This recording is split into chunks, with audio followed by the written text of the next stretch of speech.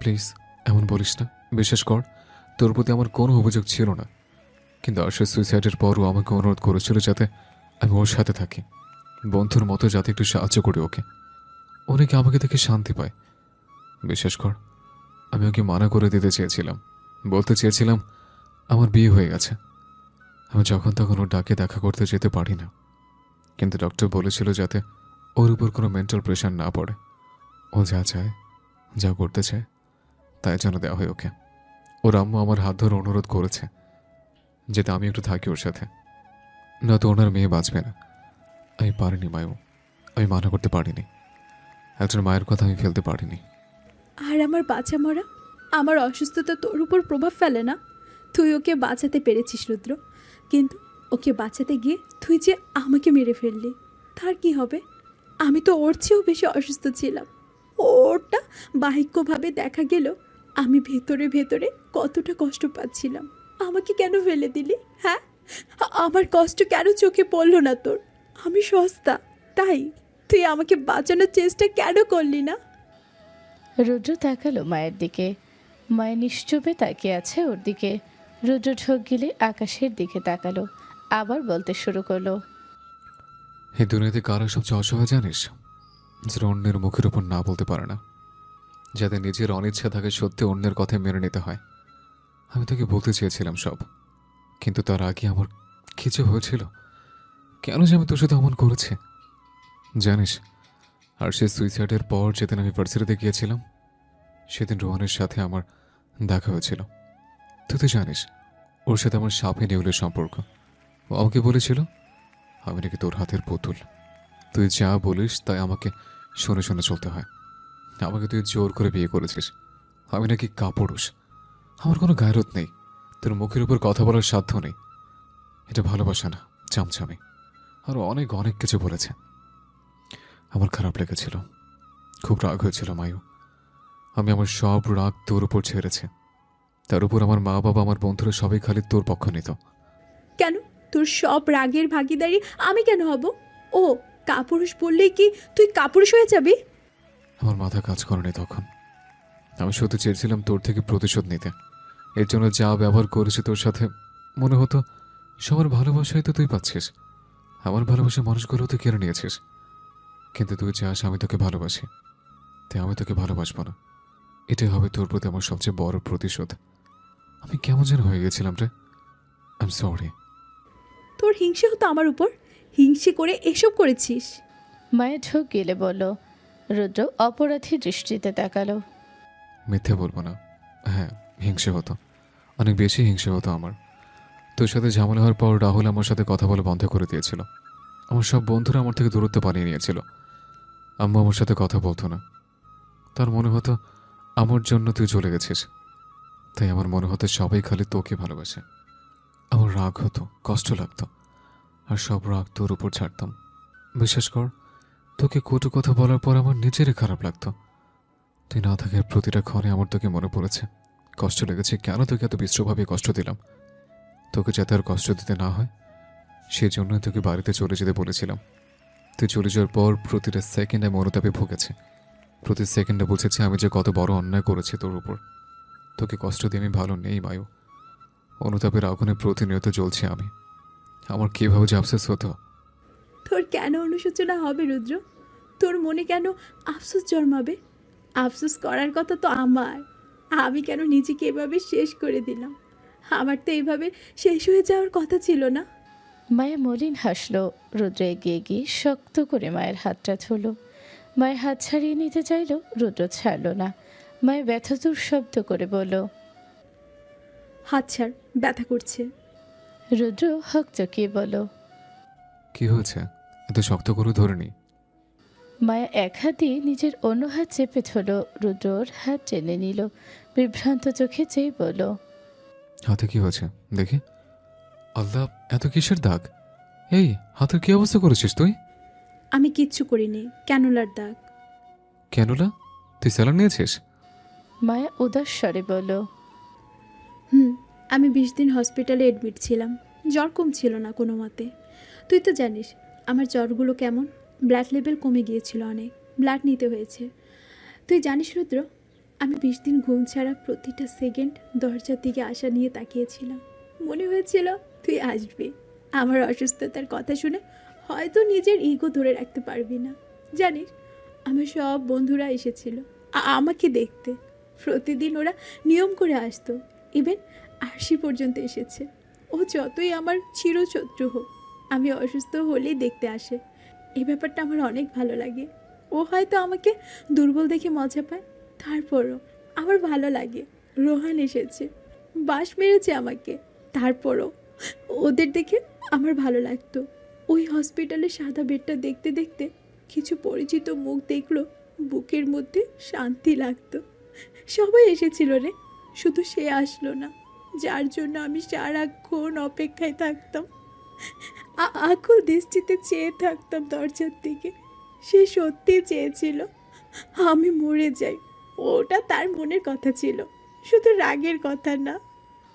রুদ্র অকস্মাৎ কিছু বলতে পারল না। মায়া তাকালো ওর দিকে। রুদ্র টলমলে দৃষ্টি, কোনো মতে ঠোঁট নাড়িয়ে বলল, আমি জানতাম না। জানি আমি। আমাকে আমার কোনো ফ্রেন্ডটা বলেনি। রুদ্রর চোখ বেয়ে পানি গড়িয়ে পড়ল। মায়া বলল, আমি বলতে মানা করেছিলাম, চেয়েছিলাম নিজ থেকে আমার খোঁজ নিসনি। রুদ্র কাঁপা কাঁপা হাতে মায়ের হাত ধরল। টপাটপ চোখ বেয়ে পানি ছড়ল ওর। মায়ের দিকে তাকিয়ে ভেজা গলায় বলল, আমার খুব খারাপ লাগছে। মায়ের নিশ্চুপ। প্লিজ মাফ করে দে আমাকে। আর কখনো এমন করবো না তোর সাথে। আমি আমার দোষ স্বীকার করছি। তুই যা বলবি আমি তাই শুনবো। আর সে সাথেও কথা বলবো না কোনোদিন। আর কোনোদিন কষ্ট পেতে দেবো না তোকে। বিশ্বাস কর, যা করেছি সব রাগের মাথায়। তুই জানিস মায়ু, তোর রুদ্র নিজের রাগ কন্ট্রোল করতে পারে না। তুই আমাকে যা শাস্তি দিবি তাই গ্রহণ করবো আমি। মায়া বিষাদ হাসল, অভিযোগের স্বরে বলল, তুই তো আমাকে ডিভোর্স দিতে চেয়েছিলি রুদ্র। তুই আমার সাথে ভালো নেই, আশির কাছে গেলেই ভালো থাকিস তুই। আমার মাফ করা নিয়ে কি এসে যায়? সব মিথ্যা মায়ু, সব মিথ্যা। তখন তোকে কষ্ট দেওয়ার জন্য যা পেরেছি তাই বলেছি। আমি তোকে ডিভোর্সের কথা ভাবতেও পারি না মায়ু। তোকে ছাড়া কি করে থাকবো আমি? 25 দিন তো থাকলে সেভাবেই সারা জীবন থাকতে পারবি। রুদ্র শক্ত করে জড়িয়ে ধরল মায়াকে। রুদ্রের চোখের পানিতে মায়ের কাঁধ ভিজে যাচ্ছে। মায়া পাথর হয়ে দাঁড়িয়ে থাকলো, ছাড়াতে চাইল না নিজেকে। না ওর পিঠে হাত রাখলো। রুদ্র হিচকি তুলে বলল, তোর কান্না ভাজা মুখটা যতবার মনে পড়তো ততবার মরে যেতে মন চাইতো আমার। বারবার মনে হতো কেন তোর এই অগাধ ভালোবাসার বিনিময়ে কিচ্ছু দিতে পারছি না আমি তোকে। আমি অনেকবার যেতে চেয়েছি তোদের বাড়ি, নিয়ে আসতে চেয়েছি তোকে, কিন্তু আমার সাহসে গোলায়নি। কিভাবে মুখ দেখাতাম আমি তোকে? বিশেষ কর, কেউ জানায়নি আমাকে তুই হসপিটালে অ্যাডমিট আছিস, নয়তো আমি সেখান থেকে নিয়ে আসতাম তোকে। কত বড় কথা বলে ফেলেছি রে। মরে যেতে বলেছি তোকে। তুই মরে গেলে আমি বাঁচতে পারবো মনে হয় তোর? তোর অসুস্থতার কথা শুনে পাগল পাগল লাগছিল আমার। এক্সাম হলে লিখছিলাম, জানিস খবর হলে তুই অসুস্থ পড়েছিস। আমি তো জানি তোর অসুস্থতা কেমন, তুই কেমন প্যানিক করিস। আর একটা অক্ষর আমি লিখতে পারিনি, বিশ্বাস কর। খাতা জমা দিয়ে বেরিয়ে বটগাছে নিচে অপেক্ষা করছিলাম তোর জন্য। তোর যে জ্বর ছিল আমি সেদিন জেনেছি। প্লিজ মাফ করে দে, আর কখনো এমন করবো না আমি। রুদ্র শক্ত করে জড়িয়ে ধরে থাকলো মায়াকে। অনেকক্ষণ কেটে যাওয়ার পর মায়া ছাড়া পেল রুদ্রর থেকে। রুদ্র দুহাতে চোখ মুছল, নাক টেনে বলল, কেন আমার তো রাগ উঠেছিল আমি নিজেও জানি না। কেন এইভাবে প্রতিশোধ নেওয়ার জন্য উঠে পড়ে লেগেছে। একটা সিম্পল বিষয়কে কেন এতটা জটিল করে দেখে তোকে কষ্ট দিয়েছে। মাফ করে দে প্লিজ। এরপর তো যেতে পারতি, জ্বর শুনেও তো একবার দেখতে গেলি না। কে বলেছে আমি তোকে দেখতে যাইনি? প্রতি রাতেই দেখতে যেতাম আমি তোকে। যখন সবাই ঘুমিয়ে পড়তো তখন চুপি চুপি গিয়ে তোকে দেখে আসতাম। মায়া অবাক হয়ে বলল, তার মানে ওটা তুই যেতিস? আমি তো মনে করতাম চোর ঢুকেছে আমার রুমে। রুদ্র চোখ মুখ কুচকে বলল, তুই আমাকে চোর ভেবেছিস। লাস্টের 2 দিন তো আরো বড় অমানবিক কাজ করেছিস আমার সাথে। বেলকনি দরজা বন্ধ করে রেখেছিস, যার কারণে আমাকে 2 দিন বেলকনি পর্যন্ত গিয়ে ফিরে আসতে হয়েছে। মায় বিরক্তিকর দৃষ্টিতে তাকালো ওর দিকে। রুদ্রের মুখের এক্সপ্রেশন দেখে হাসলো একটু করে। রুদ্র মায়ের দিকে তাকিয়ে হাসলো। যাক, এতক্ষণে মেয়েটার মুখে হাসি ফুটেছে। মায়া হাসি থামিয়ে রুদ্রর দিকে তাকায়। রুদ্র ঠোঁটে হাসি চওড়া করে বলল, ক্ষমা কি পেয়েছে? এত কষ্ট দিয়েছিস আমাকে, শাস্তি তো তোকে পেতেই হবে। এত সহজে ক্ষমা করে দিব তোকে?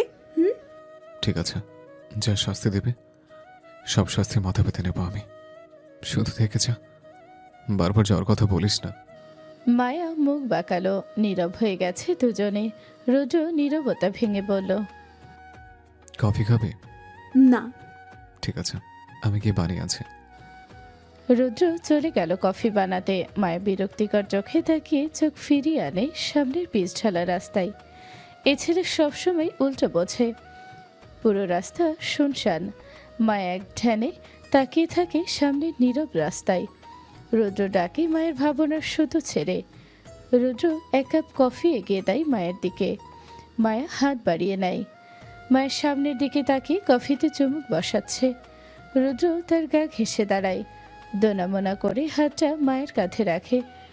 রুদ্রের মনে হয়েছিল মায়া ওর হাত ছাড়া মেরে সরিয়ে দিবে, কিন্তু মায়া সেসব কিছুই করল না। চুপ করে দাঁড়িয়ে থাকলো। রুদ্র আরেকটু নিজের সাথে জড়িয়ে নিল মায়াকে। ওর বুকের সাথে মায়ের মাথাটা ঠেকালো। আলতো চুমু খেলো ওর মাথায়। সকালে ঘুম থেকে মায়াকে টেনে তুলল রুদ্র। মায়া ঘুমো ঘুমো চোখে তাকিয়ে আবার শুয়ে পড়ল। রুদ্র গ্লাসে করে পানি এনে কয়েক ফোঁটা ওর মুখে ছিটিয়ে দিল। মায়া হক চকিয়ে উঠে বসলো। ছোট ছোট চোখে তাকালো রুদ্রের দিকে। রুদ্র কোমরে হাত দিয়ে দাঁত দেখিয়ে হাসলো।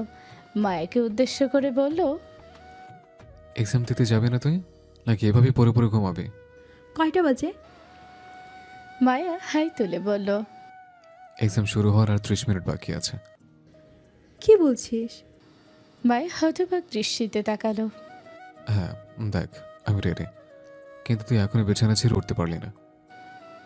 মায়া ঘড়িতে তাকিয়ে দেখলো 9টা বেজে 30 মিনিট। 10টা থেকে এক্সাম শুরু। মায়া হন্তদন্ত হয়ে বিছানা ছাড়লো। দৌড়ে চলে গেল ওয়াশরুমে। রুদ্র বিড়বিড় করে মায়াকে বকতে বকতে বিছানা গোছাতে ব্যস্ত হয়ে পড়ল। এক্সাম শেষে বন্ধু মহলের সবাই বটগাছের নিচে দাঁড়ালো, যেখানে ওরা সবসময় দাঁড়িয়ে থাকতো। আজ অনেক দিন পর সবাই একত্র হয়েছে। সবাই খুশি হয়েছে অনেকে যে এতদিনে রুদ্র আর মায়ের মাঝে সব ঝামেলা ঠিক হয়েছে। শুধু রাহুল রুদ্রর সাথে কথা বলছে না। মায়া সবাইকে চোখ দিয়ে ইশারা করে দেখলো রাহুল আর রুদ্রের কাহিনী। দুজন গাছের দু সাইডে দাঁড়িয়ে আছে, আর কিছুক্ষণ পর পর একজন আরেকজনের কথায় কথায় খোঁচা মারছে। মায়া দুজনকে উদ্দেশ্য করে বলল, কি রে, তোরা একজন আরেকজনের সাথে কথা বলছিস না কেন? তোদের আবার কি হলো? ফালতু ছেলেদের সাথে কথা বলি না আমি। রাহুল মুখটা বাঁকিয়ে বলল। আমিও। রুদ্র অন্যদিকে ফিরে বলল, আরে ঝগড়া করছিস কেন দুজনে? যেটা নিয়ে ঝগড়া লেগেছিল সে সমস্যাটাই তো মিটে গেছে, এখন আর মুখ ফুলিয়ে থেকে লাভ কি? আরিয়ান বলল দুজনকে। তারপরও দুজন দুদিকে ফিরে থাকলো, কেউ কথা বলল না কারোর সাথে। রুদ্র, এখানে কিন্তু দোষ তুই আগে করেছিস, তাই আগে গিয়ে তোরই মিটমাট করা উচিত। রুহানি রুদ্রকে উদ্দেশ্য করে বলল। রুদ্র অবাক হয়ে বলল, আমি কি করলাম? শব্দ আমার, ও কিছু করেনি। কি করেছ? সব তো তুই করলি। তখন কি ঢুকেছিল তোর মাথায় কে জানে? তুই নিজেই রাহুলকে বলেছিলি ও যাতে তোর পার্সোনাল লাইফ নিয়ে মাথা না ঘামায়। বন্ধু হয়েছে বলে যা ইচ্ছে তাই বলতে পারে না। ও যাতে নিজের চরকায় তেল দেয়, মায়াকে নিয়ে যেতেও তোকে আর কিছু বলতে না আসে। পরের থেকেও ভালো হবে না, ব্লা ব্লা। জাস্ট তুই ভাব, তুই রাহুলকে বলিসনি কি? আর এসব অস্বীকার করার চেষ্টা করিস না, সব আমাদের চোখের সামনেই ঘটেছে। আরিয়ান গম্ভীর স্বরে রুদ্রকে বলল। রুদ্র চুপ হয়ে গেল। আসলেই তো, ওই তো বলেছে রাহুলকে সব। রাহুল তো কিছু বলেনি ওকে, শুধু এতটুকুই বলতে এসেছিল মায়াকে যাতে কষ্ট না দেয়। নিজের বেস্ট ফ্রেন্ডের কষ্ট কমানোর জন্য একটু চেষ্টাই তো করতে এসেছিল ছেলেটা, কিন্তু তার বিপরীতে কত কিছু শুনিয়ে দিয়েছিল রুদ্র। আসলে তখন সিচুয়েশনটাই এমন ছিল যে রুদ্রের সবাইকে শত্রু শনে হচ্ছিল। না চাইতেও কষ্ট দিয়ে কথা বলে ফেলেছে রাহুলকে, কিন্তু যেখানে ওর ক্ষমা চাওয়া উচিত ছিল সেখানে ও উল্টো রাহুলের সাথে অভিমান করে বসে আছে। যে কেন রাহুল রাগালো? রাহুল গাছের অন্যদিকে ফিরে দাঁড়িয়ে আছে। রুদ্র গুটি গুটি পায়ে গেল রাহুলের কাছে। রাহুল মুখ ঘুরিয়ে ফেলল। রুদ্র আবার গিয়ে ওর সামনে দাঁড়ালো। রাহুল হনহনিয়ে ওই জায়গা ছেড়ে চলে গেল। রুদ্র দৌড় দিল ওর পিছে। মায়া দীর্ঘশ্বাস ফেলে বলে, এখন দুটোর মধ্যে সব মিটমাট হয়ে গেলেই হয়। আরে এখনই দেখবি দুজনে কাঁধে হাত দিয়ে হাঁটছে। সাহিল হেসে দিয়ে বলল, সবাই হাঁটছে আর দুচোখ ঘুরিয়ে রাহুল আর রুদ্রকে খুঁজছে। ছেলে দুটো কোথায় জানি চলে গেছে। রুহানি হেঁটে হেঁটে বলল, গেল কই দুজনে? পুরো ক্যাম্পাসে তো মনে হয় চক্কর দিয়ে ফেলেছি, কোথাও তো দুজনের টিকিটাও দেখা গেল না। সেটাই তো, উবে গেল নাকি ছেলে দুটো? রিয়ানা চিন্তিত হয়ে বলল। এ কি, সামনে কি হচ্ছে? মায়া আতঙ্কিত স্বরে বলল।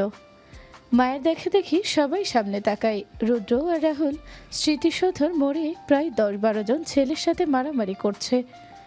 রাস্তায় দাঁড়ানো সবাই এদিক ওদিক দৌড়াদৌড়ি করছে, কারণ কেউ এসব ঝামেলার সামনে পড়তে চাইবে না। সাহিল আর আরিয়ান দৌড় দিল। বিপক্ষ দলের ছেলেগুলোকে গিয়ে মারা শুরু করলো। 4 জন মিলে ইচ্ছে মতো মেরেছে ছেলেগুলোকে, সাথে ওদের মারও খাচ্ছে। তবে ওদের মার খাওয়ার চেয়ে মার দিচ্ছে বেশি। সাহিল একজনকে রাস্তায় শুয়ে মারছে, কিন্তু ওর মনে হচ্ছে ও নিজের মন পুতো মারতে পারছে না, কিন্তু ওদিকে ছেলেটাকে আধমরা করে ফেলেছে। সাহিল দৌড়ে গিয়ে রাস্তার পাশ থেকে একটা বাঁশ হাতে নিল। এই তো এবার এইটা দিয়ে নিজের মনের মাধুরী মিশিয়ে মারা যাবে। কিন্তু তার আগে ছেলেগুলো পালালো। যারা হাঁটতে পারলো না তাদেরকে অন্যরা ধরে ধরে নিয়ে গেল। যাওয়ার আগে ছেড় দিয়ে গেল দেখে নিবে সবাইকে। সাহিল ঠোঁট উল্টে বাঁশটা হাত থেকে ফেলে দিল। ইস, কত শখ করে এনেছিল বাঁশটা, কিন্তু কোনো কাজেই লাগাতে পারলো না। ভেবেছিল বাঁশের ছোঁয়া লাগিয়ে সবার পিঠ ধন্য করবে, কিন্তু কিছুই হলো না। মায়া, রুহানি আর রিয়ানা রাস্তার একপাশে দাঁড়িয়েছিল। ছেলেগুলো যেতেই ছুটে গেল ওদের কাছে। মায়া ভয়ার্ত গলায় বলল, ঠিক আছিস তোরা সবাই? রুদ্র শার্ট ছাড়তে ছাড়তে বলল, আরে হ্যাঁ, কি হবে আবার? আমাদের ক্ষমতা আছে নাকি ওদের আমাদের সাথে লড়াই করে জেতার? কিন্তু হয়েছিস কি সেটা তো বল। এভাবে মারপিট শুরু করলি কেন? আরিয়ান আর সাহিল তো কিছু না বুঝেই দৌড় দিল মারার জন্য। রুহানি বলল, তো আমাদের বন্ধুদের মারছে আর আমি না গিয়ে তোদের মতো দাঁড়িয়ে থাকবো নাকি? দোষ যদি রুদ্র আর রাহুলের থাকতো তাহলে আমরা ওদেরই মারতাম। আমরা যদি ছেলে হতাম তবে অবশ্যই আমরা তোদের সাহায্য করতে যেতাম, কিন্তু আমাকে এটা বল, তোরা মারপিট শুরু করেছিলি কেন? রুহানি রাহুলের দিকে তাকিয়ে বলল, আর বলিস না, আমি যখন সামনে হাঁটছিলাম তখন রুদ্র পিছু পিছু আসছিল আমার। এক পর্যায়ে ও আমার হাত ধরতে গিয়ে ওদের সাথে ধাক্কা লাগে। রুদ্র সরিও বলেছে ওদেরকে, তারপরে ওরা রুদ্রর কলার ধরলো। আমি ছাড়তে গেলে আমাকে থ্রেট দিল। ওর কোনো আত্মীয়র বড় ভাই বলে কোন পর্যায়ে নেতা, আমাদের নাকি ছাড়বে না। মাথা খারাপ হয়ে গিয়েছিল, তাই মেরে দিয়েছি। রুদ্র গিয়ে রাহুলের কাঁধে হাত রাখলো। শান্ত স্বরে বলল, ঠিক আছিস? বলেই রাহুল রুদ্রকে জড়িয়ে ধরল। রুদ্র মুচকি হেসে রাহুলের পিঠে হাত রাখলো। রুদ্র রাহুলকে ছেড়ে দাঁড়ালো। আরিয়ান আর সাহিলকে জিজ্ঞেস করলো। দুজনেই মাথা নাড়ল, কিন্তু সাহিলের হাত কেটে রক্তক্ষরণ হচ্ছিল। রিয়ানা দ্রুত পায়ে গিয়ে সাহিলের হাত ধরল। নিজের ব্যাগ থেকে রুমাল বের করে সাহিলের হাতে বেঁধে দিল। এটা দেখে সবাই মিটিমিটি হাসছে। রিয়ানা সবার হাসি দেখে আমতা আমতা করে বলল, আরে ওর হাত কেটে গিয়েছিল, এখন যদি কিছু দিয়ে না বাঁধতাম তাহলে ইনফেকশন হয়ে যেত। আরেক দফা হাসির রোল পড়ে গেল। তবে এবার সবাই জোরেই হেসে দিল। মায়া সবাইকে উদ্দেশ্য করে বলল, এবার যাওয়া যাক, অনেক লেট হয়ে গিয়েছে। সবাই এতক্ষণে নিজের বাড়ি গিয়ে এক দফা রেস্টও নিয়ে নিয়েছে। সবাই মায়ের কথায় সাই জানালো। যে যার বাড়ির উদ্দেশ্যে রওনা দিল। দিনগুলো ভালোই কাটছে। এক্সাম, বন্ধুদের সাথে ঘুরোঘুরি, বাসায় এক্সামের প্রিপারেশনের সাথে টুকিটাকি কাজে মায়ার ব্যস্ত সময় পার হচ্ছে। রুদ্রর তো অবস্থা আরও খারাপ। এক্সাম দেওয়ার পাশাপাশি প্রতিদিন অফিসের কাজ সামলাতে হচ্ছে পুরো দমে। এক্সাম শেষ হয়েছে 2 দিন হলো। মায়া বেলকনিতে আনমনা হয়ে দাঁড়িয়ে আছে। রুদ্র কক্ষে এসে বেলকনির দিকে তাকালো। মায়াকে আনমনা হয়ে দাঁড়িয়ে থাকতে দেখে সেদিকে এগিয়ে গেল। এক আকাশ সমান ভাবনা তার মনে। আচ্ছা, মানুষটাকে কি বেশি কষ্ট দিয়ে ফেলেছে? ওর চঞ্চল মানুষটা আসার পর থেকে কেমন চুপচাপ হয়ে আছে। ও না বলল তেমন একটা কথা বলে না নিজ থেকে, সব সময় গম্ভীর আর শান্ত হয়ে থাকে। রুদ্রর কোনো কাজ পছন্দ না হলে সেটা নিয়ে বকে না ওকে। আগের মতো ঝগড়া মারপিট হয় না ওদের মাঝে, কিন্তু রুদ্র হাল ছাড়েনি। সব সময় চেষ্টায় আছে মায়াকে ঠিক করার, তার মনটা ভালো করার, অতীতের করা সকল খারাপ ব্যবহার ভুলিয়ে দেওয়ার চেষ্টায় আছে ও। যদিও তা সহজ না, শরীরে দাগ কাটলে তা হয়তো কিছুদিন পর বিলীন হয়ে যায়, কিন্তু মনের দাগ মোছা কি এতই সোজা? রুদ্র দাগ কেটেছে মায়ের মনে, যা সে চাইলেও ভুলতে পারছে না। রুদ্র এই কয়দিনে মায়ের কাছে হাজারবার ক্ষমা চেয়ে ফেলেছে, বারংবার কথা দিয়েছে যে ও যে ভুলগুলো করেছে সে ভুলের পুনরাবৃত্তি আর হবে না। মায়া যাতে শেষবারের মতো ক্ষমা করে দেয় ওকে। সে ছোটবেলা থেকেই তো প্রতিবার ক্ষমা করেছে মায়া। রুদ্র প্রতিবার ভুল করত আর ক্ষমা চাইতো, ক্ষমা না করলে বন্ধুত্বের দোহাই দিত। হাজারবার ভুল করেও ক্ষমা পেয়েছে মায়ের কাছে, এবার যাতে শেষবারের মতো হলেও ক্ষমা করে দেয়। রুদ্র পিছন থেকে গিয়ে জড়িয়ে ধরল মায়াকে। মায়ের চমকে গেল, পরপর সামলালো নিজেকে। এ কয়দিনে ধরে রুদ্রের এসব ব্যবহারে অভ্যস্ত হয়ে গেছে মায়া। কয়েকদিন ধরে ছেলেটা একটু বেশি ভালোবাসা দেখাচ্ছে। মায়া জানে ও স্বাভাবিক আচরণ না করা পর্যন্ত ও এরকম অতি ভালোবাসা দেখাতে থাকবে। ছোটবেলা থেকে দেখে আসছে কিনা রুদ্রের এসব উদ্ভট আচরণ। একবার এক বিহেভিয়ার করে, মানে গিরগিটির মতো রং বদলানো কেউ ওর কাছে শিখুক। রুদ্র মায়াকে জড়িয়ে ধরা অবস্থায় বলল, কি করছিস সেখানে দাঁড়িয়ে? কিছু না, এমনি দাঁড়িয়ে আছি। মায়া উদাস স্বরে উত্তর দিল। রুদ্র মায়াকে ছেড়ে পাশে গিয়ে দাঁড়ালো, সামনে তাকিয়ে বলল, মন খারাপ? না। এখনো কি ক্ষমা করতে পারিস না আমাকে? ক্ষমা করার প্রশ্ন আসছে কোথা থেকে? অনেক আগে থেকে ছিল প্রশ্নটা। আমাকে বল মায়ু, কোথায় কষ্ট হচ্ছে তোর? আমাকে বল। মায়া রুদ্রের দিকে ঘুরল, শান্ত কণ্ঠে প্রশ্ন করল, বললে কি কষ্ট কমিয়ে দিতে পারবি? কষ্ট কমাতে হয়তো পারবো না, কিন্তু চেষ্টা তো করতে পারি। কষ্টগুলো যখন আমি দিয়েছি তখন কমানোর উপায় হতে আমাকেই খুঁজতে হবে। তোর খুঁজতে হবে না, শুধু চুপচাপ দাঁড়িয়ে থাক। বিরক্ত করিস না, বিরক্তি লাগে সব কিছু আমার। রুদ্র চুপ হয়ে গেল। ক্ষণকাল অতিবাহিত হওয়ার পর মায়াকে উদ্দেশ্য করে বলল, রুহানি কল করেছে, সবাই নাকি ঘুরতে যাচ্ছে আজকে, আমাদেরও বেরোতে বলল। কোথায় যাবে? মায়া ভ্রু কুচকে বলল, সেটা সবাই একসাথে যাওয়ার পরে ডিসাইড করব। কিছুক্ষণ চুপ থাকলো দুজনে। রুদ্র কণ্ঠ খাদে নামিয়ে বলল, রেডি হয়ে নে, তোর তো রেডি হতে 4-5 ঘন্টা লেগে যায়। হ্যাঁ, সব কিছু একটু বাড়িয়ে বলিস। মায়া যেতে যেতে বাঁকা চোখে তাকিয়ে বলল। মায়া আয়নার সামনে দাঁড়িয়ে তৈরি হচ্ছে। সাদা রঙের একটা হাফ গাউন পরেছে মায়া, কানে ছোট ছোট পুঁতি ডিজাইনের দুল, বাম হাতে স্মার্ট ওয়াচ, চুলগুলো আশ্রিয়ে ছেড়ে দিয়েছে। রুদ্র সঠিক বলেছিল, এটুকু তৈরি হতেও মায়ের 45 মিনিট সময় লেগেছে। রুদ্র পিছন থেকে শার্টের হাতা ফোল্ড করতে করতে মায়ের দিকে না তাকিয়ে বলল, হয়েছে তোর? একটা সাদা রঙের শার্ট পরনে রুদ্রের। মায়ের পিছনে ফিরে রুদ্রকে বলল, রেডি আমি। রুদ্র চোখ তুলে তাকালো মায়ের দিকে। মায়ের মুখে কোনো সাজসজ্জা নেই, কৃত্রিম সাজগোজ বিহীন একটা মানুষ। রুদ্র মায়ের কাছে গিয়ে হাত দিয়ে মায়ের চিবুক ধরল, নম্র কণ্ঠে বলল, সাজলে না যে একটু? তুই তো সাজতে ভালোবাসিস। যখন মনের অনুভূতিগুলো মরে যায় তখন আর এই শখের জিনিসগুলো ভালো লাগে না। রুদ্র নিশ্চুপে তাকিয়ে থাকলো মায়ের দিকে। মায়াকে পাশ কাটিয়ে গিয়ে ড্রেসিং টেবিলের সামনে থেকে মাস্কারা আর লিপ বাম হাতে নিল। মায়ের হাত ধরে নিয়ে এসে ড্রেসিং টেবিলের সামনের সাইড টেবিলে বসালো। মায়া অবাক হয়ে দেখছে রুদ্রকে। রুদ্র যত্ন করে মায়ের চোখের পাপড়িতে মাস্কারা লাগিয়ে দিল, ঠোঁটে লিপ বাম লাগিয়ে দিল। মায়া গোল গোল চোখে দেখছে রুদ্রকে। রুদ্র মায়ের গাল টেনে দিয়ে মিষ্টি হেসে বলল, দেখেছিস কত সুন্দর করে সাজানো শিখে গেলাম। মায়া চোখ নামিয়ে ফেলল। রুদ্র চোখে ভালোবাসা দেখলেই ওর ভয় লাগে, কারণ অতি ভালোবাসা দেখানোর পরপরই রুদ্র পল্টি নেয়। দুজনে গাড়িতে বসে আছে। রুদ্র শীষ বাজিয়ে গাড়ি চালাচ্ছে, চোখে সানগ্লাস পরা। গধূলি বিকেল, গাড়ির জানালা ভেদ করে সূর্যের আলো পড়ছে সিটের উপর। মায়া অপলক বাহিরে তাকিয়ে আছে।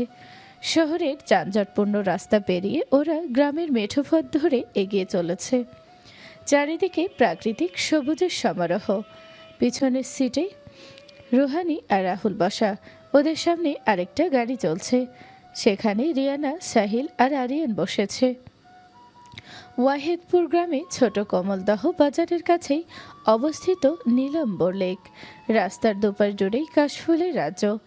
সাদা সাদা কাশফুলের বিচরণে মনে হচ্ছে এক টুকরো আকাশ মাটিতে নেমে এসেছে। সবাই মুগ্ধ চোখে দেখছে গ্রামের কাশফুলের মনোরম সৌন্দর্য। অবশেষে গাড়ি লেকের পাশে গিয়ে পৌঁছালো। চারিদিকে সুন্দর বাতাস বইছে। দুই পাশে সুউচ্চ পাহাড় থেকে পানির অবিরাম লেকে গড়িয়ে পড়া দৃশ্য ও শব্দ পর্যটকদের সব ক্লান্তি মুহূর্তেই দূর করে দেয়। মায়া দুহাত প্রসারিত করে চোখটা বন্ধ করে দাঁড়ালো। আশেপাশে মানুষের উপচে পড়া ভিড়, কিন্তু অনেক বড় জায়গা জুড়ে লেক হয়, মানুষের ভিড় অতটা ঠাউর করা যাচ্ছে না। সবাই দৌড় দিল লেকের কাছে। লেকের স্বচ্ছ পানিতে মায়া নিজের পা ভেজালো। নিঃসন্দেহে বলা যায় জায়গাটা হাইকিংয়ের জন্য বেস্ট। রুহানি মোবাইল বের করে বেশ কয়েকটা সেলফি তুলে নিল মায়া আর রিয়ানার সাথে। আরিয়ান, রুদ্র, রাহুল আর সাহিল একটু দূরে দাঁড়িয়ে পানি ছিটাছিটি করছে। রাহুল সাহিলের মাথা চুবিয়ে ধরেছে পানির সাথে। আরিয়ান ওদেরকে ছাড়ানোর চেষ্টা করছে, আর রুদ্র হেসে হেসে মজা নিচ্ছে। মানে এগুলো সহ্য হবে না, যেখানে যাবে সেখানেই আজাইরা কাজকাম করতে হবে এদেরকে। রুহানি ডাকলো চারজনকে। রুহানি ডাকে সবাই তাকালো। সাহিল পানি থেকে ছাড়া পেয়ে বড় বড় করে শ্বাস ফেলো। নাকে মুখে পানি ঢুকে অবস্থা কাহিলোর। সাহিলের হাতে পড়ার আগে রাহুল দৌড় দিয়ে ওদের সাথে দাঁড়ালো, কিন্তু সাহিল তো ছাড়ার পাত্র নয়। সে এসেই দুমদাম কিল বসিয়ে দিল রাহুলের পিঠে। অবশেষে 7 জনে মিলে সেলফি তুলল অনেকগুলো। সবাই উপভোগ করছে মনোরম পরিবেশটাকে নিজেদের মতো করে। রাহুল গিয়ে গাড়ির ডিকি থেকে বল নিয়ে এলো। এত সুন্দর একটা লেকে ফুটবল না খেললে জমে নাকি? ছেলেরা 4 জনে মিলে ফুটবল খেলছে। মায়া, রুহানি আর রিয়ানা গিয়ে আবদার করলো ওরাও খেলবে। রাহুল আর সাহিল পচালো ওদেরকে। ফুটবল মেয়েদের জন্য নয়, পরে হাঁটু ভেঙে ভ্যা ভ্যা করে কাঁদবে এই বলে। রুহানি ফুসতে ফুসতে চ্যালেঞ্জ ছুড়ল, হয়ে যাক একটা ম্যাচ, ওরাই জিতবে। খেলা শুরু হলো। দুই দিকে দাগ টেনে ছেলেদের আর মেয়েদের অবস্থান নিশ্চিত করা হলো। কোনো গোলকিপার থাকবে না। যদি বলে কিক মেরে দাগের বাহিরে নিয়ে যেতে পারে তাহলেই গোল হবে। মেয়েরা 3 জনে মিলে অনেক কষ্টে একটা গোল দিল, কিন্তু ছেলেরা গুনে গুনে 5টা গোল দিয়েছে ওদেরকে। রুহানি তো বলেই দিয়েছে, কিন্তু ফুটবল যাদের রক্তে মেশানো তাদেরকে হারানো কি এতই সোজা? কিন্তু পরন্ত বিকেল, সূর্যি মামা ডুবো ডুবো ভাব।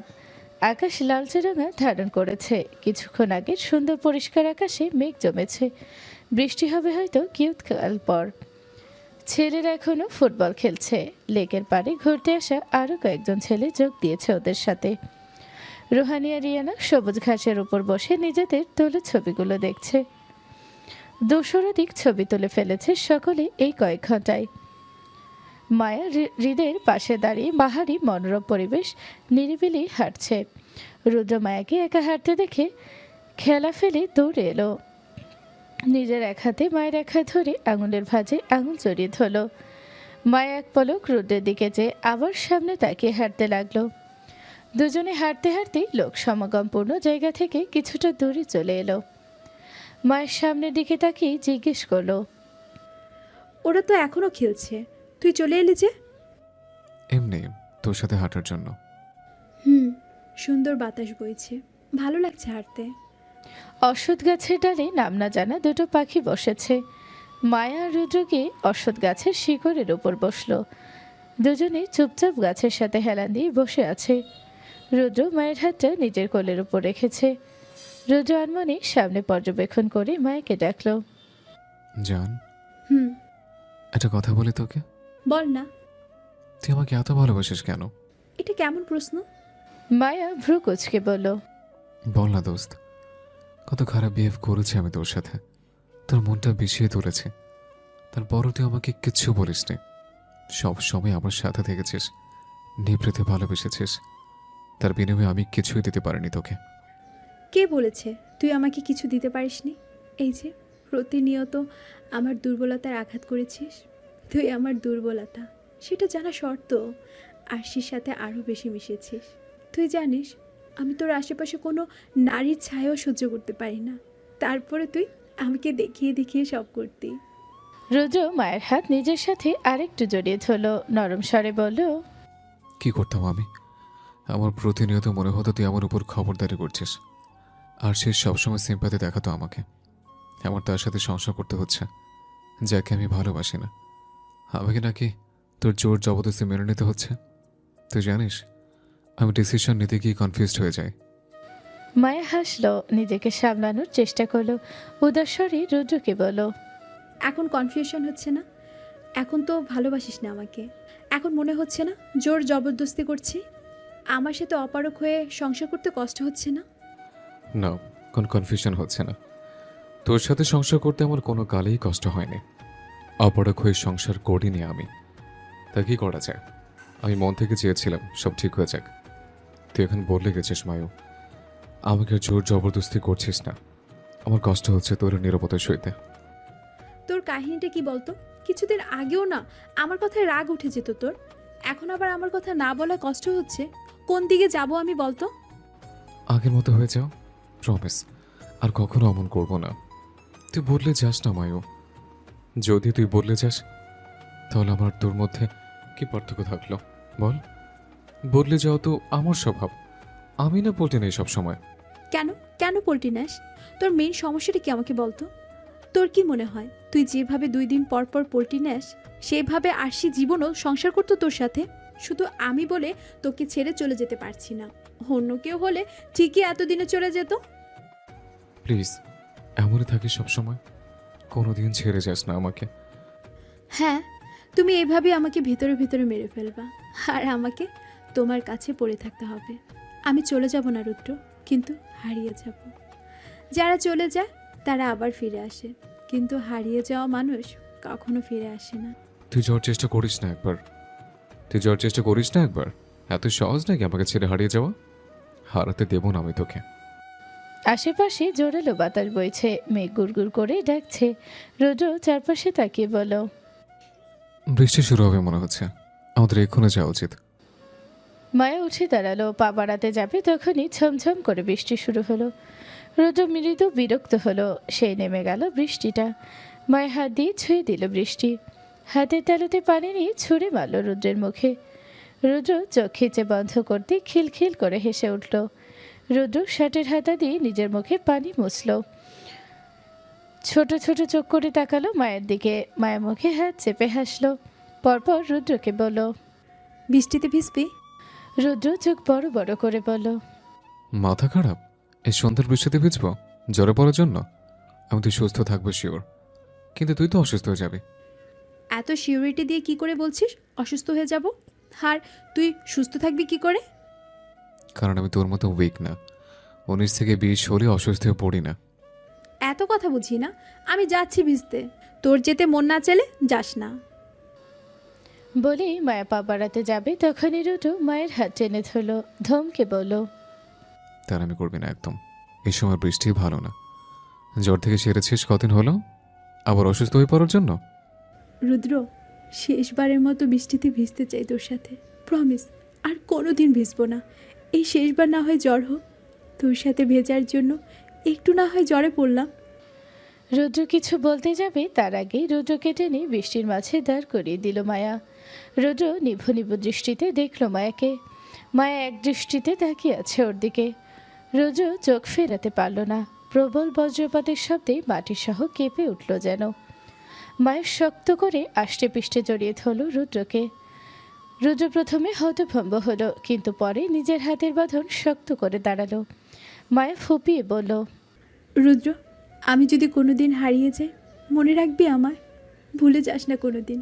বন্ধু হিসেবে হলেও মনে রাখিস। তোকে ছেড়ে যেতে আমার অসম্ভব কষ্ট হবে রে রুদ্র। তোর জীবনে যেই আসুক না কেন, আমি যাতে তোর মন থেকে মুছে না যাই কোনো দিন। ভালোবাসি রুদ্র, অনেক অনেক ভালোবাসি তোকে। মায়ের কথা শুনে আটকে উঠল রুদ্র। সহসা হাতের বাঁধন শক্ত করে বুকের সাথে আরও চেপে ধরল। বিড়বিড় করেই বলল, আমাকে ছেড়ে যেতে পারবে না তুই মায়ু, আমি জানি। তোর সেই সাহস নেই। তুই যে সেই ক্ষেত্রে অসম্ভব রকমের ভীত। অন্য নারীকে আমার জীবনে আসতে না দেওয়ার জন্য হলেও তুই থেকে যাবে, আমি জানি। কাছ থেকে কেউ একজন বৃষ্টি তালে তালে গিটার বাজিয়ে গান গাইছে।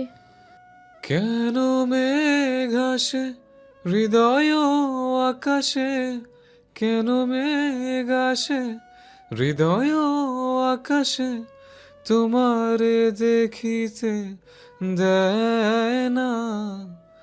মোহ মেঘে তোমারে দেখিতে দেয় না।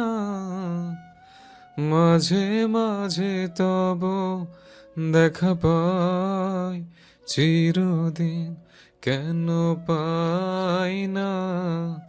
মাঝে মাঝে তব দেখা পাই চিরদিন, কেন পাই না।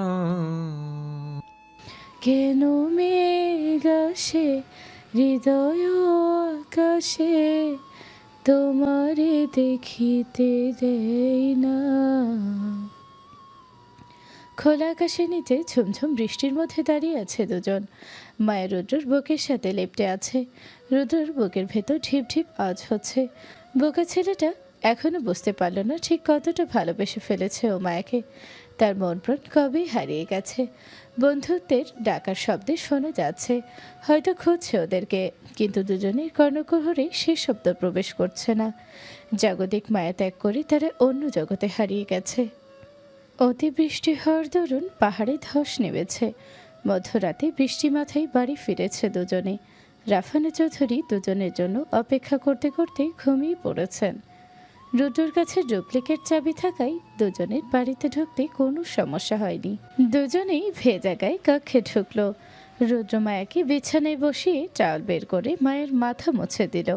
তাগাদা দিয়ে বলল, তাড়াতাড়ি ড্রেস বদলে নে, নয়তো ভেজা কাপড়ে আবার জ্বর উঠবে। মায়ের ঠান্ডার দরুন মৃদু কাঁপছে। রুদ্র ওয়ার্ড্রোব থেকে টি শার্ট আর প্লাজো বের করে মায়ের হাতে দিল। মায়ের কচ্ছপের গতিতে ওয়াশরুমে ঢুকলো। রুদ্র নিজেও পাশের কক্ষে গিয়ে গোসল সেরে নিল। নিজের পরনের ভেজা শার্ট বদলে একটা ছাই রঙা টি শার্ট আর প্যান্ট পরল। কক্ষে এসে হাতে তোয়ালে নিয়ে নিজের মাথা মুছে নিল। ভেজা তোয়ালে রাখলো সোফার উপর। দ্রুত পায়ে নিচে গিয়ে খাবার নিয়ে এলো, কিন্তু কক্ষে এসে দেখলো মায়া এখনো ওয়াশরুম থেকে বের হয়নি। রুদ্র ওয়াশরুমের দরজায় বার কয়েক বাড়ি দিয়ে মায়াকে বের হতে বলল। রুদ্র কক্ষের মধ্যে পায়চারি করছে, আর কিছুক্ষণ পরপর মায়াকে বের হতে বলছে। মায়া দরজা খুলে বের হলো। রুদ্র গিয়ে দাঁড়ালো ওর সামনে, ছোট ছোট চোখ করে বলল, ওয়াশরুমে বসে গু খাচ্ছিলে? বের হতে এতক্ষণ লাগে? মায়া ঠোঁট উল্টে তাকালো। পরনের টি শার্ট ভিজে গায়ের সাথে লেপ্টে আছে। রুদ্র মায়ের হাত ধরে বিছানায় বসিয়ে দিল। বিছানার সাথে বালিশ দিয়ে পিঠ ঠেকিয়ে বসালো। ব্ল্যাঙ্কেট নিয়ে কোমর পর্যন্ত টেনে দিল। তারপর এসি অন করে দিল। মায়ের কাজ সমান চুলগুলো থেকে টপ টপ করে পানি পড়ছে, যা তার পরনের টি শার্ট সহ বিছানা আর ব্ল্যাঙ্কেটও ভিজিয়ে দিচ্ছে। সোফা থেকে তোয়ালে নিয়ে রুদ্র মায়ের সামনে গিয়ে বসলো। যত্ন করে মায়ের চুলে তোয়ালে পেঁচিয়ে দিল। মায়ের হাঁচি দিচ্ছে, কিছুক্ষণ পর পর হাঁচি দিচ্ছে। মৃদু ঠান্ডা লাগায় মায়া ব্ল্যাঙ্কেটটা ভালোভাবে জড়িয়ে নিল। রুদ্র খাবারের প্লেট নিয়ে মায়ের সামনে বসলো। লোকমা ধরে খাইয়ে দিল মায়াকে। রুদ্র উঠে যাওয়ার আগে মায়া কোমল গলায় বলল, তুই খাবি না? খাবো। খেয়ে নে। তুই একটু বস, আমি খেয়ে আসছি। মায়া আপন মনে বসে থাকলো। কিঞ্চিত ঠান্ডা লাগছে তার, মনে হয় জ্বর আসছে আবার। মায়ের থেকে থেকে কাশি হচ্ছে, ঘুম আসছে, কিন্তু রুদ্র না আসা পর্যন্ত ঘুমাতে মন চাচ্ছে না। মায়া জোর করে নিজের ঘুমকে আটকে রাখলো। রুদ্র দ্রুত পায়ে কক্ষে ঢুকলো। মায়া অবাক হয়ে বলল, কি রে, এত তাড়াতাড়ি চলে এলি যে? 10 মিনিটও তো হয়নি মনে হয়। খাসনি? খেয়েছি। রুদ্র মায়ের কপালে হাত দিয়ে দেখলো গায়ের তাপমাত্রা হালকা বেড়েছে। এই জ্বর রাত পোহালে আরও ভালোভাবে উঠবে। রুদ্র ফার্স্ট এইড বক্স থেকে জ্বরের মেডিসিন নিয়ে মায়ের সামনে ধরলো। মায়া মুখ ফিরিয়ে নিয়ে ব্ল্যাঙ্কেটের নিচে মুখ লুকালো। মিনমিন করে বলল, খাবো না আমি, মেডিসিন খেতে ভালো লাগে না আমার। রুদ্র চোখ মুখ কুচকে বলল, জ্বর উঠলে ছোটবেলার মতো এখনও তালভানা করবি মেডিসিন নিয়ে। খেয়ে নে যান, না তো আরও বেশি খারাপ লাগবে। খাবো না। মায়া মাথা নেড়ে বলল, নাটক পেয়েছিস? ওই বাড়িতে থাকতে যখন প্রতি রাতে ঘুমের ওষুধ নিতে, তখন তো সমস্যা হতো না তোর? মায়া মুখে হাত চেপে হাসলো, নরম কণ্ঠে বলল, তখন তো আর তুই ছিলি না, এখন তুই আমার কাছে আছিস। তুই থাকলেই সুস্থ হয়ে যাব আমি। রুদ্র হতভম্ব হয়ে তাকালো মায়ের দিকে। তারপর শক্ত হাতে মায়ের হাতে ধরা ব্ল্যাঙ্কেটের মাথা ছিনিয়ে নিল। মায়ের ঠোঁট উল্টে তাকালো রুদ্রের দিকে। রুদ্র মেডিসিন মায়ের মুখের সামনে নিয়ে পানি ধরলো, দৃঢ় কণ্ঠে বলল, যদি না খাস তাহলে চলে যাবো আমি। মায়ের রুদ্রের মুখে মেডিসিন পড়ল, নিজে হাতে পানিটুকুও খাইয়ে দিল। বালিশ ঠিক করে দিয়ে মায়াকে উদ্দেশ্য করে বলল, ঘুমা এবার। রুদ্র মায়ের পাশে আছোয়া হয়ে বসল, মায়ের মাথায় হাত বুলিয়ে দিল সন্তর্পণে। ক্ষণকাল পর মায়ের গায়ের তাপমাত্রা অত্যাধিক বেড়ে গেল। শরীরের তাপমাত্রা বৃদ্ধির ফলে ঠান্ডায় বেশ কাঁপছেও। শরীরের অত্যাধিক তাপমাত্রা আর গায়ের কাঁপুনিতেই রুদ্রের ঘুম ছুটে গেল। একটু আগে চোখ লেগে এসেছিল, ঘুম ভেঙে দেখল মায়া গুটিসুটি মেরে তার বুকে শুয়ে আছে। রুদ্র কপাল কুঁচকে মায়ের কপালে হাত দিল। কপালের উষ্ণতা অনুভব করে রুদ্রের মেজাজ খারাপ হয়ে গেল। এতটাই ভিজে ছিল তখন যে মেডিসিন পর্যন্ত কাজে দিল না। রুদ্রর ইচ্ছে করলো আগে ঘুম থেকে তুলে ঠাস ঠাস করে দুইটা দিয়ে নিতে। বেয়াদব একটা, ওর সাথে বৃষ্টিতে ভিজতে বোঝাচ্ছিল। মায়াকেও সাইকো বলেছিল একবার। এটা নিয়ে পরবর্তীতে ওর খুব খারাপ লেগেছিল, কিন্তু মনে হয় ভুল কিছু বলেনি। যে মেয়ে নিজের রুহকে এত বাজেভাবে কষ্ট দিতে নিজের ভালো থাকার একটু কদর করে না, সে সাইকোই। সাইকোলজি তো এটাই বলে। বাহিরে বৃষ্টি হচ্ছে, রোদের এখনো মন যাচ্ছে এই ঝুম বৃষ্টিতেই মাকে এই অবস্থায় ছাদে রেখে আসতে। তারপর ভিজুক ইচ্ছা মতো, মন প্রাণ এক করে ভিজুক। রুদ্র বিড়বিড় করে বকতে বকতে বিছানা ছেড়ে নামতে যাবে, তার আগে মায়া মুষ্টিবদ্ধ করে রুদ্রের শার্টের কোণা ধরল। ভাঙা গলায় আস্তে করে বলল, যাস না, যাস না রুদ্র আমাকে ফেলে। রুদ্র মায়ের কাছে এসে আজ আলতো হাতে নিজের শার্ট ছাড়ালো, রাগে গর্জন করে নম্র কণ্ঠে বলল, জলপট্টি দিতে হবে তোকে, আমি জলপট্টি নিয়ে চলে আসবো। মায়া রুদ্রের প্রস্তাব নাকচ করে দিয়ে মাথা নেড়ে বলল, আমার কিচ্ছু লাগবে না, ঠিক আছে। আমি কোথাও যাবি না তুই। রুদ্র মায়াকে বোঝানোর চেষ্টা করছে, কিন্তু মায়া বারবার রুদ্রর শার্ট আষ্টে পিষ্টে ধরেছে। রুদ্র আর না পেরে জোরে ধমক দিল। রুদ্রের ধমক খেয়ে মায়া ছেড়ে দিল ওকে। রুদ্র উঠে গিয়ে লাইট জ্বালিয়ে দিল, এসি অফ করে ফ্যান ছেড়ে দিল, বাটিতে করে পানি নিয়ে এলো।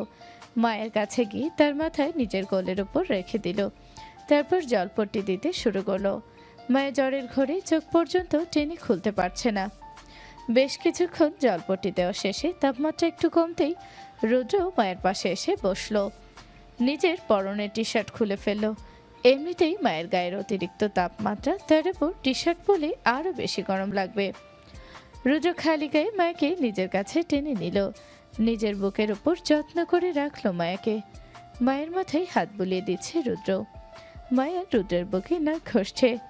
রুদ্র চোখ মুখ কুঁচকে বলল, ফালতুমি বন্ধ কর। মায়া মাথা তুলে তাকালো রুদ্রের দিকে, চোখ মুখ লাল হয়ে আছে ওর। রুদ্র স্নেহ ভরা দৃষ্টিতে তাকালো ওর দিকে, মায়ের গালে হাত দিয়ে বলল, ঘুমা। মায়া নিম্ন স্বরে বলল, ঘুম আসছে না তো। শুয়ে থাক তাহলে। মায়া বাচ্চাদের মতো করে শুলো রুদ্রের বুকের ওপর। রুদ্রের বুকে আঁকুবুকি করতে করতে বলল, রুদ্র, তুই কি আমাকে এখনো ভালোবাসতে পারিসনি? হঠাৎ কি বলছিস এসব? বল না, কতদিন আমরা একসাথে আছি, এখনো কি তুই আমাকে ভালোবাসতে পারিসনি? হঠাৎ এসে প্রশ্ন মাথায় আসলো কেন তোর? এমনি জানতে মন চাইছে খুব। ভালোবাসা বিব্রতি করার জিনিস না আমায়ও, এটা একটা অনুভূতি। মুখোমুখি বললেই ভালোবাসা হয় না। তারপরও আমি জানতে চাই। আমি নিজেও জানি না নিজের ফিলিংস। কেন জানিস না? তুই ঘুমাতো, কথা বলিস না, ঘুমানোর চেষ্টা কর। তুই না বলা পর্যন্ত ঘুমাবো না। তুই আমাকে একবার বলে দে যে তুই আমাকে ভালোবাসিস। এটা কি বলতেই হবে? যদি নিজের ফিলিংস বুঝতেও না পারিস তাহলে মিথ্যা হলেও বলে দে, শুধু একবার তোর মুখে আমাকে ভালোবাসার কথা শুনতে চাই।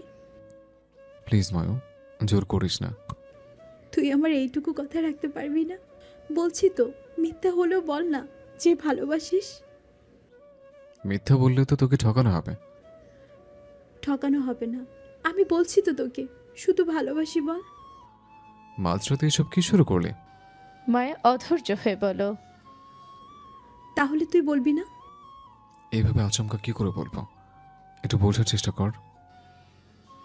মায়া আচমকা উঠে বসলো, রুদ্রের কাঁধ ধরে ঝাঁকিয়ে বলল। বল ভালোবাসিস, শুধু একবার বল। রুদ্র নিশ্চুপ হয়ে অসহায় চোখে তাকালো মায়ের দিকে। মায়া জোরে জোরে শ্বাস নিয়ে পাশ ফিরে শুয়ে পড়ল। রুদ্র উঠে বসে মায়াকে কিছু বলতে যাবে, তার আগেই মায়া বলল। ঘুমিয়ে পড় রুদ্র, শুধু শুধু তোর ঘুমটা নষ্ট করে দিলাম আমি।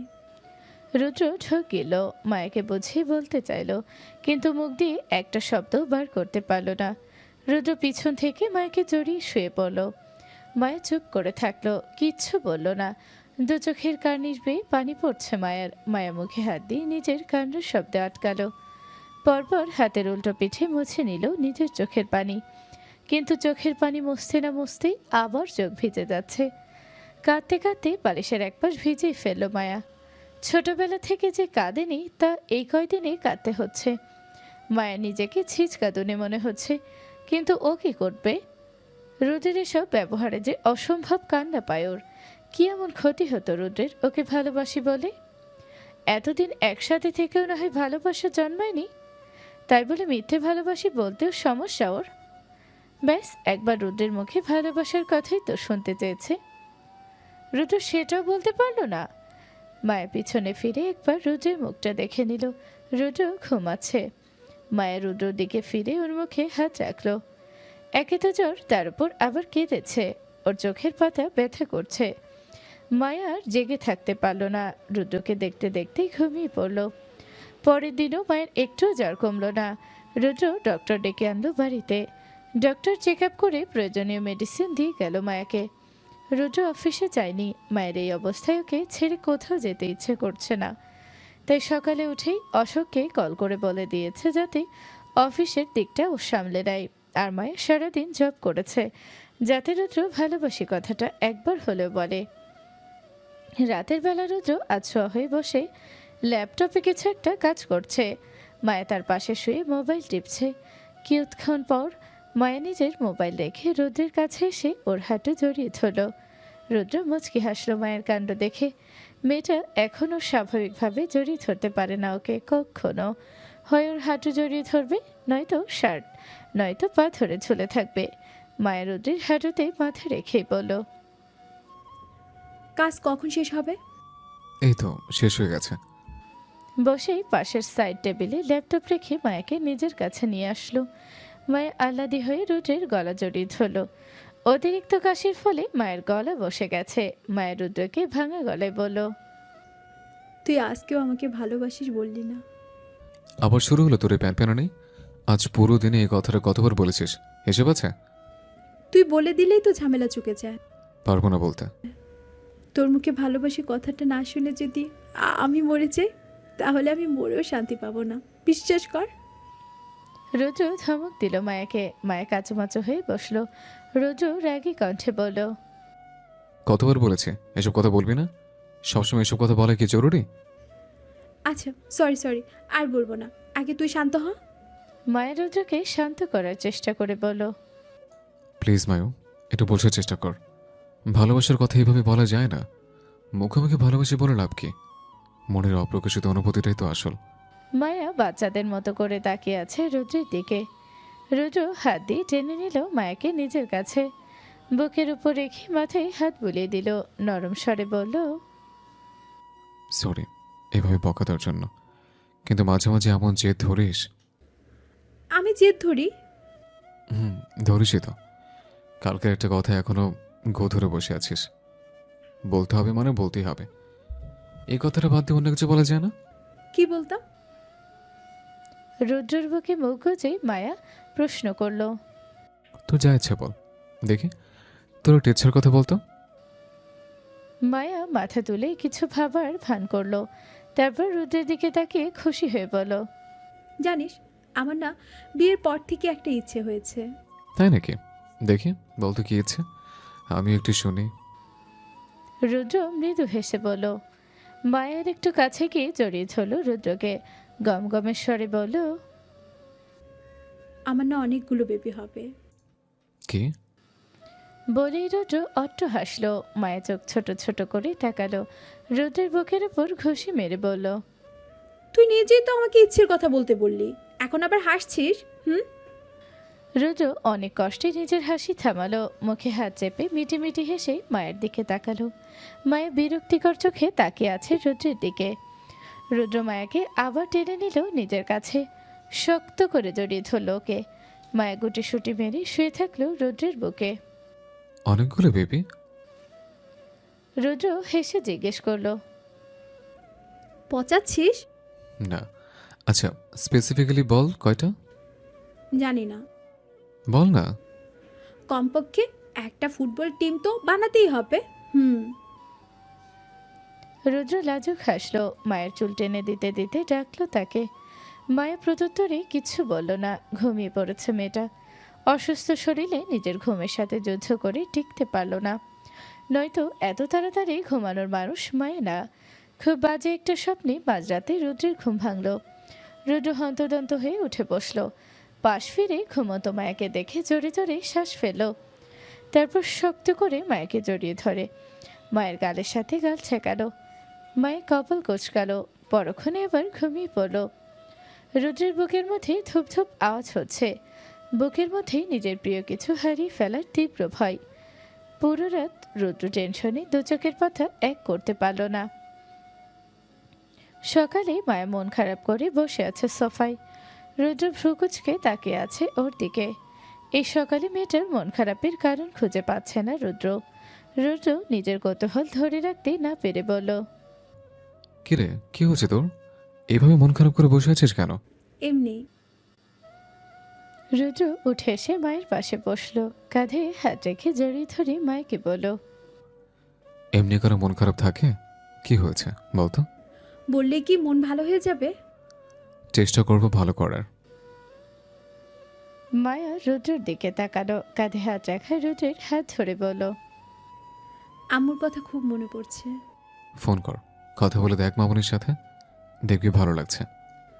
শুধু কথা বললে হবে না, সামনাসামনি দেখতে হবে, তাহলেই ভালো লাগবে। বাড়িতে দিয়ে আসতে পারবি?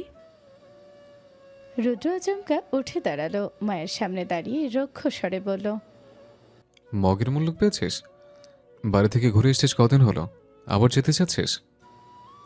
মায়া মাথাটা নিচু করে ফেলল, মাথা নিচু করেই বলল, আম্মুর কথা খুব মনে পড়ছে আমার, একবার দেখতে মন চাইছে খুব করে।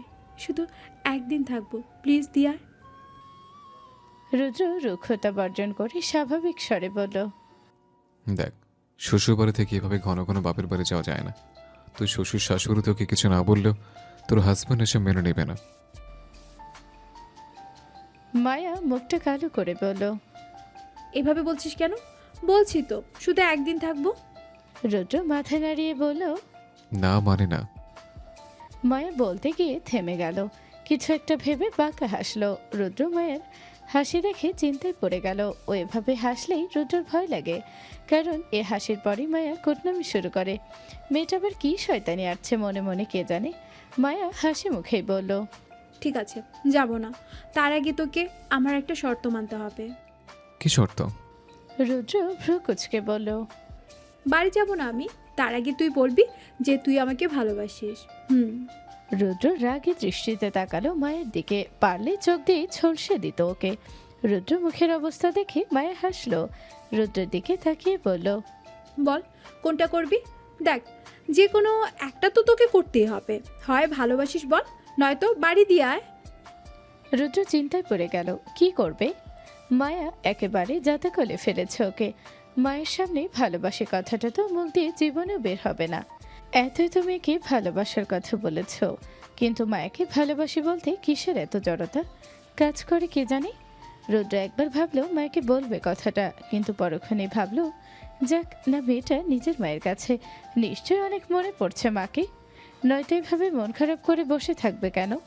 ও তো নিজের মাকে দেখা ছাড়া একদিনও থাকতে পারে না। সেখানে তো মায়া কতদিন তার মাকে না দেখে থাকে। কালকে গিয়ে না হয় নিয়ে আসবে। রুদ্র মায়ের দিকে তাকালো। মায়া উৎসুক দৃষ্টিতে তাকিয়েছে তার দিকে। রুদ্র বলল, ঠিক আছে, দিয়ে আসবো। কিন্তু আমি তো থাকতে পারবো না, কালকে অফিস যাইনি, আজকে তো যেতেই হবে। মায়া উৎফুল্ল হয়ে বলল, তোকে যেতে বলছি নাকি আমি? তোর যাওয়ার দরকার নেই। শয়তান, নিজের বউকে ভালোবাসার কথাটুকু বলতে পারিস না, থেকে কি করবি? থাকার দরকার নেই তোর। মানে এটা তো পেঞ্চ মারতে হবে তোকে? পিন্স না মেরে সালাম করবো তোকে? হ্যাঁ, গালি যে দিচ্ছি না এর জন্য শুক্রিয়া জানা। বলে মায়া উঠে দাঁড়ালো। ওয়ার্ড্রোব থেকে কাপড় নিয়ে ব্যাগ গোছাতে শুরু করলো। রুদ্র কপাল কুঁচকে তাকালো ওর দিকে, বলল, কতদিনের জন্য যাচ্ছিস তুই? ব্যাগ গোছানো দরকার কি? কালকে না চলে আসবে বললে? চলে আসবো তো। তাহলে এসব কি করছিস? পুরো আলমারি জামা কাপড়তে বের করে ফেলেছিস মনে হয়। তুই কি আমাকে মিথ্যে বলে বেশি দিন থাকার প্ল্যান করছিস? আরে না, মিথ্যা বলবো কেন? কিছু প্রয়োজনীয় জিনিস নিতে হবে, চলে আসবো কালকে। মায়া মাথা আশ্রয় নিল, কাঁধে ব্যাগ নিয়ে বলল, আমি রেডি। রুদ্র হাতে ঘড়ি পড়ল, হাতে রাখা টাই নিয়ে মায়ের কাছে এগিয়ে গেল। টাই মায়ের হাতে দিয়ে বলল, পড়িয়ে দে। মায়ের যত্ন করে টাইটা পরিয়ে দিল। কপালের উপরে আসা এলোমেলো চুলগুলো হাত দিয়ে ঠিক করে দিল। তারপর রুদ্রের নাক টেনে দিয়ে বলল, সুন্দর লাগছে। রুদ্র মৃদু হাসলো। মায়া আবার বলল, অফিসের মেল স্টাফগুলো থেকে দূরে থাকবে। তাও ভার্সিটিতে আমার সিসি ক্যামেরাগুলো তোর সাথে লেগে থাকতো। অফিসে যে কি করিস তা তো জানতেই পারি না। নিজ উদ্যোগে দূরে থাকবে, ঠিক আছে? রুদ্র বাধ্যের মতো মাথা নাড়ল। আমি নিচে যাচ্ছি, মামুনিকে বুঝিয়ে বলতে হবে। তুই রেডি হয়ে আয়। বলতে বলতেই মায়ের নিচে চলে গেল। রুদ্র এক পলক তাকিয়ে অফিসের ফাইল গোছাতে ব্যস্ত হয়ে পড়ল। ছাদে রেলিং ধরে দাঁড়িয়ে আছে রুদ্র, আনমনে তাকিয়ে আছে আকাশের দিকে। ঝাঁকঝাঁক পাখি দল বেঁধে তাদের নিরে ফিরে যাচ্ছে। সন্ধ্যা হলেই পাখিরা তাদের জীবিকা আহরণ শেষে মেঘে নিচ দিয়ে উড়ে যায়। এই উড়ে যাওয়া এক দৃষ্টিতে তাকে দেখতে ভালো লাগে। আজ তাড়াতাড়ি অফিস থেকে বাড়ি ফিরেছে রুদ্র। মন টিকছে না কোথাও, মায়াকে মনে পড়ছে খুব। রুদ্র অফিস থেকে ও বাড়িতে চলে যেতে চেয়েছিল, কিন্তু রাফানা চৌধুরী পুরো বাড়িতে একা, তাই তাকে ফেলে যেতে পারেনি। অফিসে যাওয়ার পর থেকে অনেকবার মায়াকে কল দিয়েছিল, কিন্তু মেয়েটা একবারও ধরেনি। শেষে আর না পেরে মাহিরা খান থেকেই খোঁজ খবর নিয়েছে মায়ার। মন মস্তিষ্কের দ্বন্দ্বে ভুগছে রুদ্রর। মন একটা বলছে তো মস্তিষ্ক আরেকটা বোঝাচ্ছে। ভেতর থেকে কেউ একজন বারংবার বলছে, তোমার জন্য চলে গেছে মেয়েটা, সব দোষ তোমার। তোমার মুখে শুধু ভালোবাসার কথাটুকুই তো শুনতে চেয়েছিল, তুমি সেটাও বলতে পারলে না। রুদ্র নিজের মনকে বোঝাতে চাইল।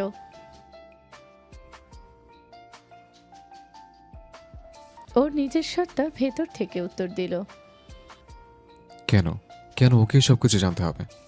কেন ওকে বারবার বুঝে চলতে হবে? এক বাক্যে কিছু হয় না রুদ্র। মেয়েটা তোমার সাথে ভালো থাকার জন্য নিজের সবটুকু দিয়ে চেষ্টা করে চলেছে। তার বিনিময়ে তুমি কি করছো? নিজের ভালোবাসাটুকু অনুভব করার চেষ্টা করো। সময় থাকতে বলে দাও তাকে যে ভালোবাসে তাকে তুমি। সে ছোটবেলা থেকে ভালোবাসে তাকে। রুদ্র নিজেকে নিজে বুঝ দিল। আচ্ছা আচ্ছা, ঠিক আছে, ও আসার পরপরই বলে দেব। মাগরিবের আজানের ধ্বনিতে মুখরিত হচ্ছে চারিপাশ। রুদ্র ছাদ থেকে নেমে এলো, কিন্তু কক্ষে ঢুকেই মনটা খারাপ হয়ে গেল ওর। ওকে জ্বালানোর মানুষটা নেই, পুরো ঘরটা ফাঁকা হয়ে আছে তাকে ছাড়া। রুদ্র মন খারাপ করে খাটের সাথে পিঠ ঠেকিয়ে মেঝেতে বসলো। আজ রাতটা কিভাবে কাটাবে সেটা নিয়ে চিন্তায় পড়ে গেল রুদ্র। অনেক কষ্টে কাটবে আজ রাতটা। রুদ্র বুকের বাঁ পাশে হাত দিয়ে বসলো। খারাপ লাগছে সেখানে। আজ মায়াকে একটু বেশি মিস করছে ও। ওর আজাইরা প্যানপানানিগুলো মিস করছে খুবই। বিধ্বস্ত লাগছে নিজেকে। রুদ্র ফোন হাতে নিয়ে ডায়াল করলো মায়ের নাম্বারে। ওর ভয়েস শুনতে মন চাইছে খুব করে। রুদ্র এবারেও আশা করেছিল মায়া ফোন ধরবে না, কিন্তু ওর আশাকে ভুল প্রমাণিত করে দিয়ে ওপাশ থেকে কল রিসিভ হলো। রুদ্রের ঠোঁটের কোণে হাসি ফুটলো, কানে মোবাইল চাপিয়ে বেলকনির দিকে চলে গেল। মায়া বিছানার উপর পা ঝুলিয়ে বসে আছে। রুদ্রের সাথে কথা বলার পর মনটা ভীষণ ছটফট করছে ওর। বারবার মনে হচ্ছে ওর প্রিয় মুখটা আর দেখতে পাবে না। মায়ার এসব চিন্তা মনে আসার কারণ খুঁজে পায় না। কালকে সকালেই তো রুদ্র নিতে আসবে বলো। তখনই তো দেখতে পাবে ওকে। বুকের ওপর হাত দিয়ে বড় বড় শ্বাস ফেলল মায়া। মন খারাপের সাথে বুকেও ব্যথা করছে ভীষণ। শিরশির অনুভূতি হচ্ছে শরীরে। আবার মনে হয় জ্বর বাড়ছে। মায়া গালে লেপ পেঁচিয়ে শুয়ে পড়ল। কুয়াশা ঘেরা পরিবেশে দাঁড়িয়ে আছে মায়া। রুদ্র আশেপাশে তাকিয়ে জায়গাটা কোথায় বোঝার চেষ্টা করলো, কিন্তু কুয়াশার জন্য বোঝা যাচ্ছে না জায়গাটা। অচেনা জায়গা, রুদ্র এর আগে কখনো আসেনি এখানে। রুদ্র তাকালো মায়ের দিকে। মায়ের নিষ্পলক তাকিয়ে আছে ওর দিকে।